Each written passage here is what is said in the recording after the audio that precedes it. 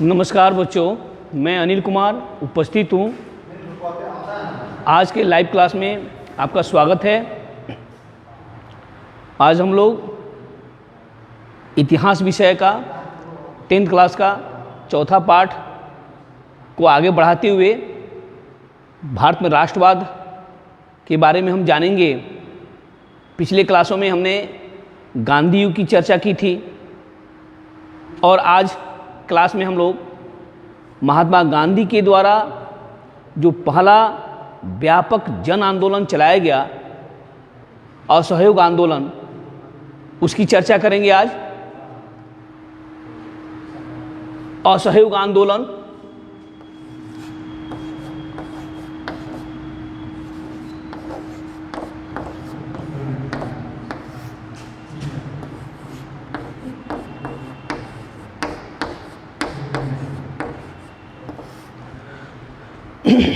असहयोग आंदोलन की जब बात करते हैं तो जो कोई भी जब आंदोलन की शुरुआत होती है तो उसकी पृष्ठभूमि पहले से ही तैयार होती है। बिना कारण से कोई भी आंदोलन आज तक शुरू नहीं हुआ। तो आइए सबसे पहले इस आंदोलन से जुड़ी हुई पृष्ठभूमि की चर्चा करें, क्योंकि इसकी पृष्ठभूमि ने केवल देश ही नहीं पूरी दुनिया में के लोगों को झकझोर के रख दिया। तो इसमें पृष्ठभूमि की जब चर्चा करते हैं तो सबसे पहले 3 तरह के आंदोलन की चर्चा होती है। रॉलेट एक्ट,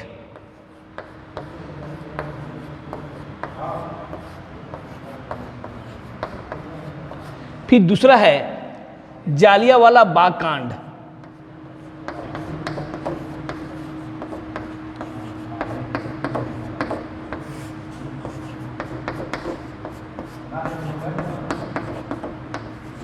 और तीसरा है खिलाफत आंदोलन।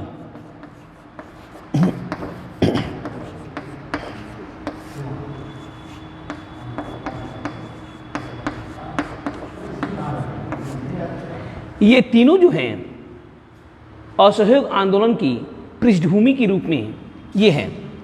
पहला है रॉलेट एक्ट।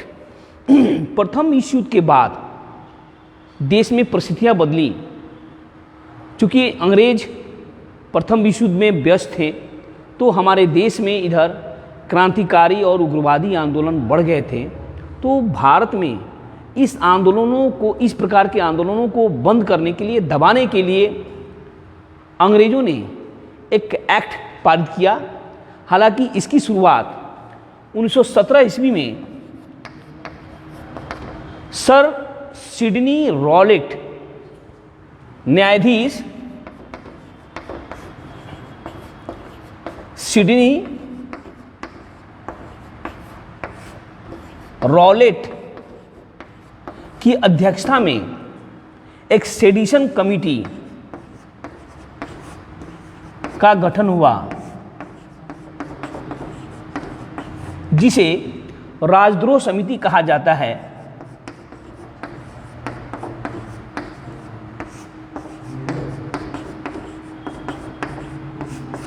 इस समिति का काम था कि देश में जो आंदोलन चल रहे हैं उसको कैसे बंद किया जाए, कैसे दबाया जाए। इस समिति का काम था बस उसमें राय देना।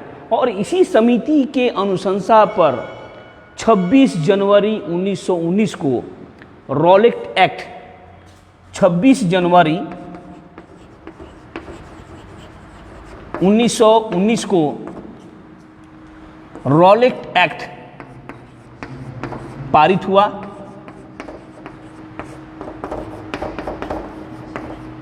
और 19 मार्च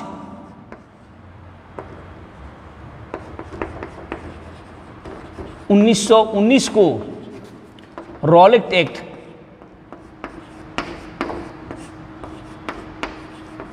लागू किया गया। बच्चों, ये काफ़ी इंपॉर्टेंट है परीक्षा की दृष्टि से भी। 26 जनवरी 1919 को रॉलेट एक्ट पारित हुआ सेडिशन कमेटी के अनुशंसा पर, और उसी साल 1919 को मार्च 1919 में ये कानून भारत में लागू किया गया। इस कानून को काला कानून कहा गया क्योंकि इसमें न कोई वकील, न कोई अपील और न कोई दलील।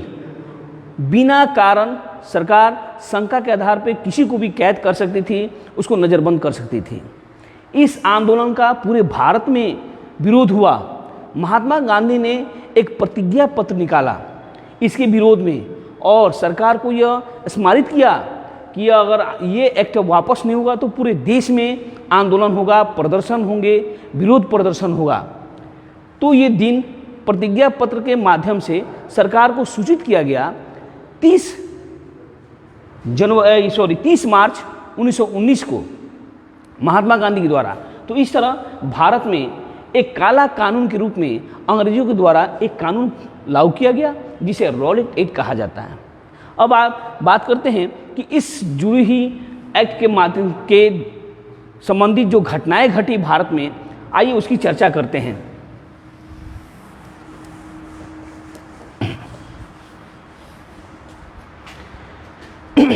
पूरे भारत में 30 मार्च 1919 को विरोध प्रदर्शन किया गया, लेकिन किसी कारणवश इस आंदोलन को 6 अप्रैल के लिए टाल दिया गया। 6 अप्रैल, लेकिन आज की तरह उस समय सूचना तंत्र मजबूत नहीं था, न उतने विकसित थे, इसलिए जहां सूचना पहुंची वहां 6 अप्रैल को आंदोलन किए गए और जहां नहीं पहुंची वहां 30 मार्च को ही आंदोलन कर दिए गए।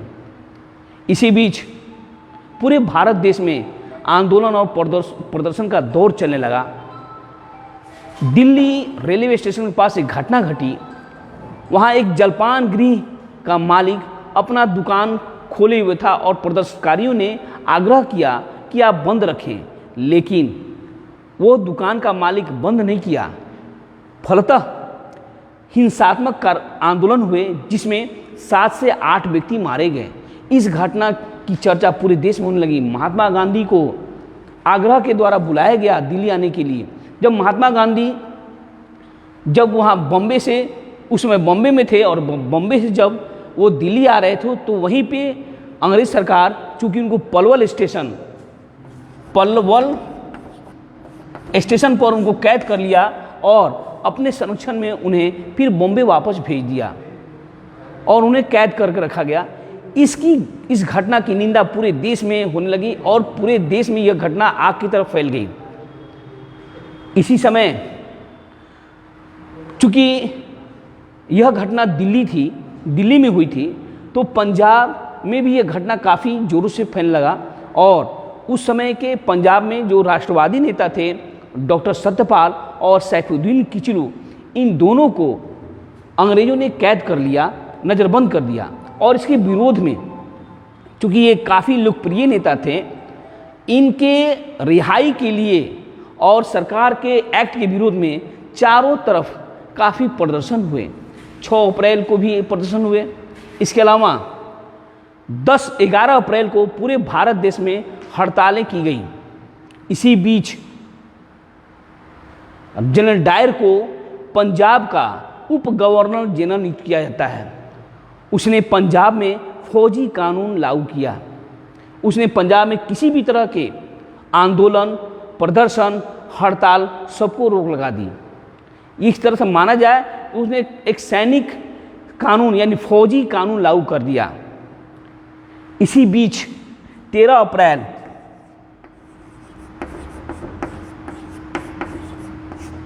1919 को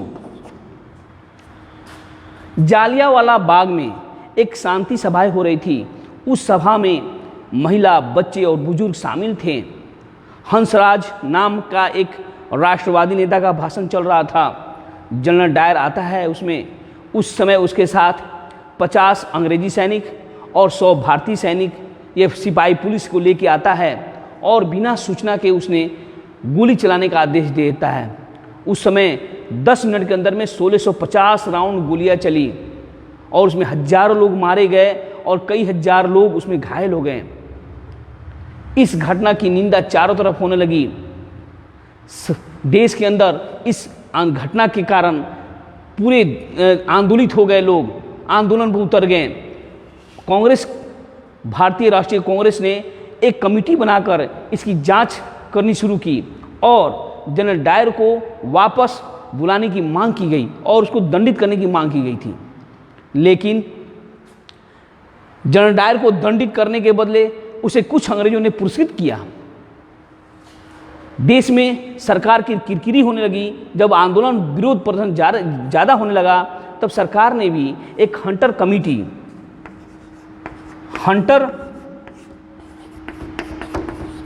कमेटी का गठन किया। इस कमेटी के अनुसार जालियांवाला बाग कांड में 379 लोग मारे गए और 1127 लोग घायल हुए, जबकि वास्तविकता कुछ उलट है। हजारों लोग मारे गए थे और उससे कई ज़्यादा गुना लोग उसमें घायल हुए थे। इस आंदोलन के विरोध में देश में महात्मा गांधी जैसे बड़े नेता ने अपने उपाधि जो अंग्रेजों ने दिए थे वापस करने लगे, उसको लौटा दिए। कैसरे हिंद की उपाधि लौटा दिए महात्मा गांधी ने। रविन्द्रनाथ टैगोर ने सर की उपाधि लौटा दी। शंकर नायर ने सरकार के कार्यकारिणी परिषद से त्याग पत्र दे दिया। तो इस तरह देखा जाए, जालियांवाला बाग कांड ने पूरे देश ही नहीं पूरी दुनिया को झकझोर कर रख दिया। अब जो तीसरी पृष्ठभूमि थी वो खिलाफत आंदोलन की पृष्ठभूमि थी।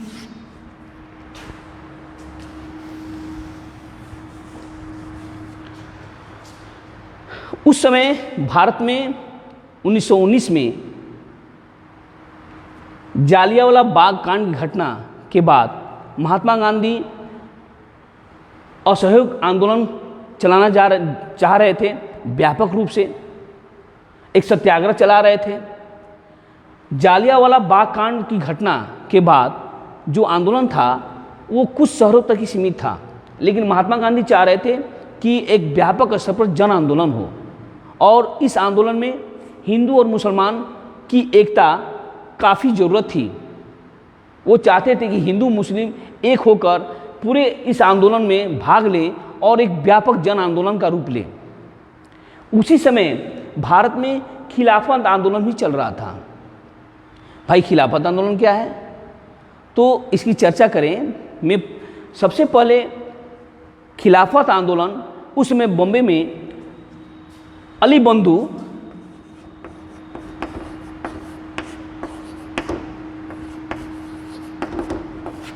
शौकत अली और मोहम्मद अली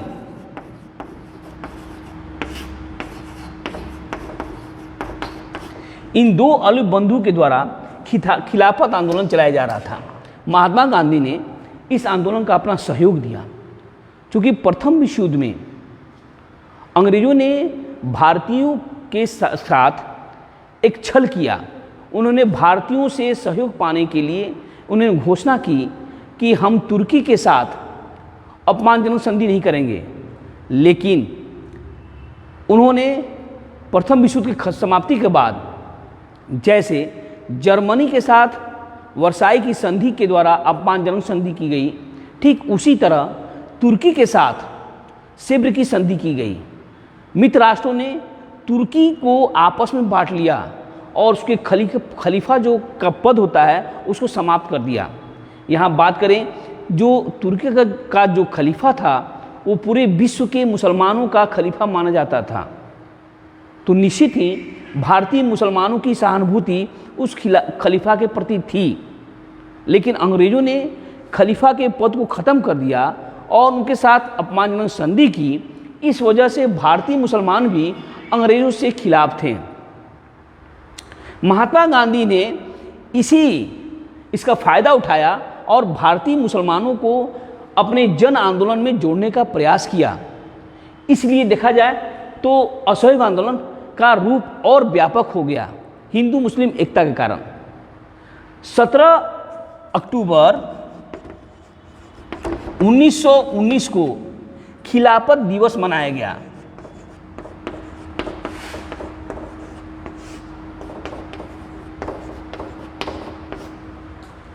बच्चों, ये काफ़ी इम्पोर्टेंट है, परीक्षा की दृष्टि से क्वेश्चन पूछता भी है कि खिलाफत दिवस कब मनाया गया है। तो 17 अक्टूबर 1919 को खिलाफत दिवस मनाया गया और 19 नवंबर 1919 को दिल्ली में ऑल इंडिया खिलाफत सम्मेलन का आयोजन किया गया, जिसमें सबसे पहले महात्मा गांधी को उसका अध्यक्ष, खिलाफत समिति का अध्यक्ष बनाया गया। तो इस तरह महात्मा गांधी ने हिंदू मुस्लिम एकता को जोड़ने के लिए और उसका लाभ असहयोग आंदोलन में उठाने के लिए खिलाफत आंदोलन का अपना समर्थन दिया। तो इस तरह हम देखते हैं कि असहयोग आंदोलन के लिए इस 3 प्रकार के घटनाओं ने पृष्ठभूमि का काम किया। अब आइए हम बात करते हैं कि खिलाफत आंदोलन से जुड़ी हुई कार्यक्रम को। तो इसमें असहयोग आंदोलन से जुड़ी हुई जो कार्यक्रम थे उसके बारे में चर्चा करें तो असहयोग आंदोलन में 2 तरह के कार्यक्रम थे, एक सकारात्मक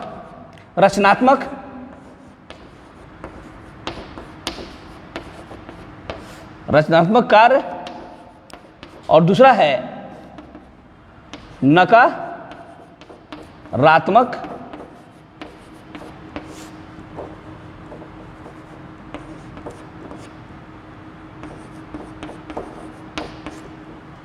असहयोग आंदोलन को चलाने के लिए 2 तरह के कार्यक्रम उसमें निर्दिष्ट किए गए।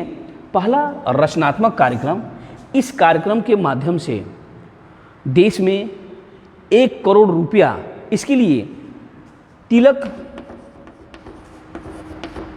स्वराज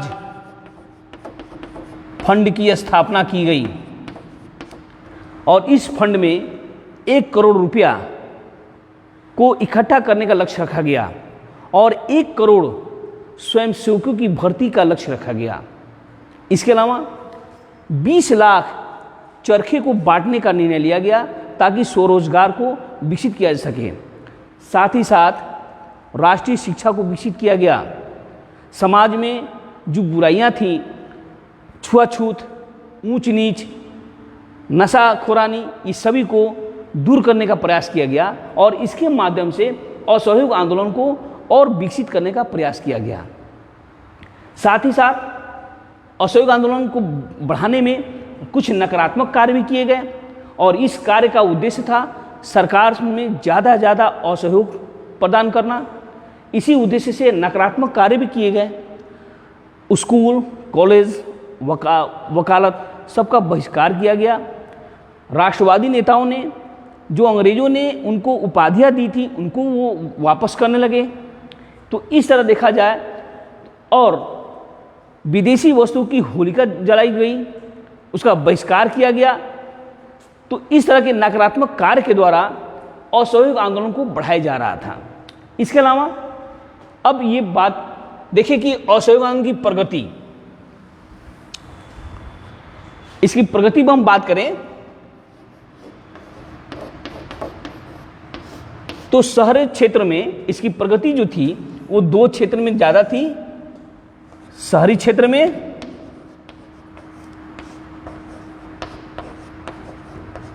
और ग्रामीण क्षेत्र में।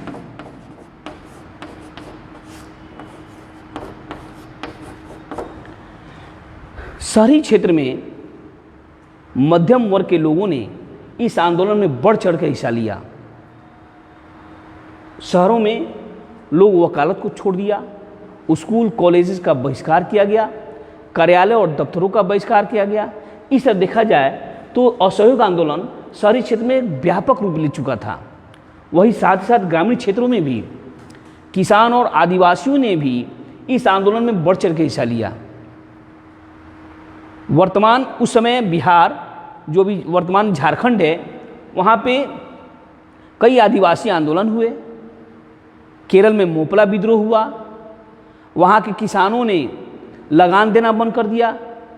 इस तरह देखा जाए तो ग्रामीण क्षेत्र में भी यह आंदोलन जोर पकड़ने लगा और इस तरह शहरी और ग्रामीण क्षेत्र दोनों मिलाकर असहयोग आंदोलन की प्रगति काफ़ी होने लगी। अब बात करते हैं कि सरकार की प्रतिक्रिया।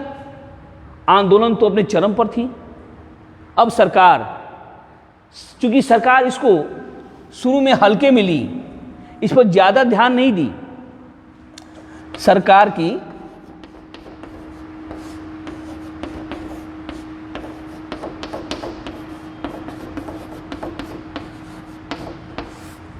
प्रतिक्रिया, शुरू में यह आंदोलन पर सरकार ज़्यादा ध्यान नहीं दी, लेकिन जब इस आंदोलन के द्वारा जब लगान बंद हो गए, सरकार की जब आर्थिक क्षति होने लगी, तब सरकार इस पर ध्यान देने लगी।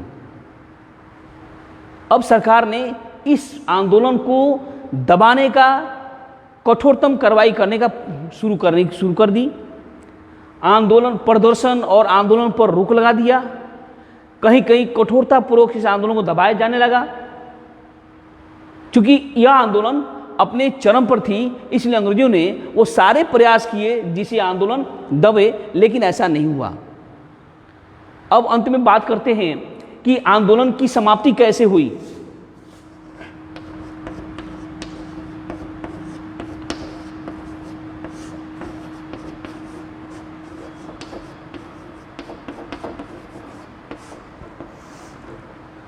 जब आंदोलन की शुरुआत हुई तो उस समय कोलकाता 1920 के कोलकाता अधिवेशन में, एक विशेष अधिवेशन में, उस समय लाला लाजपत राय की अध्यक्षता में एक कांग्रेस का वो अधिवेशन हुआ और उसमें महात्मा गांधी ने इस आंदोलन की एक रूपरेखा प्रस्तुत की।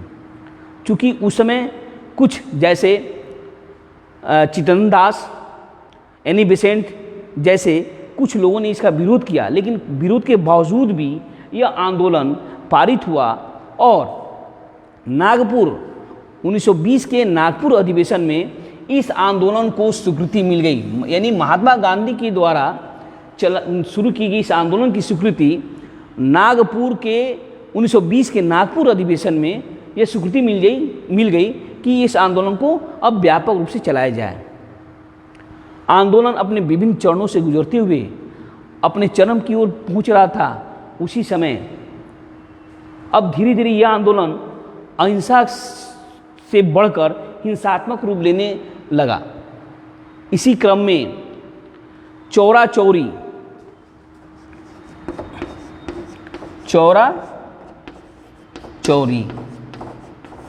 यह गोरखपुर से, उत्तर प्रदेश में गोरखपुर से आगे है एक चौरा चौरी स्टेशन। उसी जगह पर 5 फरवरी 1922 को आंदोलनकारियों ने एक थाने को फूंक दिया। उसमें 22 पुलिसकर्मी जल के मर गए। इस घटना से महात्मा गांधी काफ़ी दुखित हुए और इसी घटना के बाद उन्होंने इस आंदोलन को वापस ले लिया और 10 मार्च 1922 को यह आंदोलन पूर्णतः बंद कर दिया गया। हालांकि इस आंदोलन के वापसी का महात्मा गांधी के द्वारा जो वापस लिया गया, इसकी निंदा काफ़ी हुई, लेकिन इसके बावजूद भी यह आंदोलन काफ़ी सफल रहा। तो आज क्लास में बच्चों हमने देखा कि कैसे असहयोग आंदोलन की शुरुआत हुई, कैसे पृष्ठभूमि के रूप में इस आंदोलन का कारण हम लोग देखें, फिर आंदोलन के से जुड़े हुए रचनात्मक कार्य और नकारात्मक कार्य देखें, आंदोलन की प्रगति शहरी क्षेत्र और ग्रामीण क्षेत्र में कैसे हुई, इसके अलावा सरकार की प्रतिक्रिया कैसे हुई और फिर आंदोलन की समाप्ति कैसे हुई। इससे जुड़ी क्वेश्चन आप कमेंट बॉक्स में पूछें और इसका सवाल हम लोग देंगे। तब तक के लिए धन्यवाद।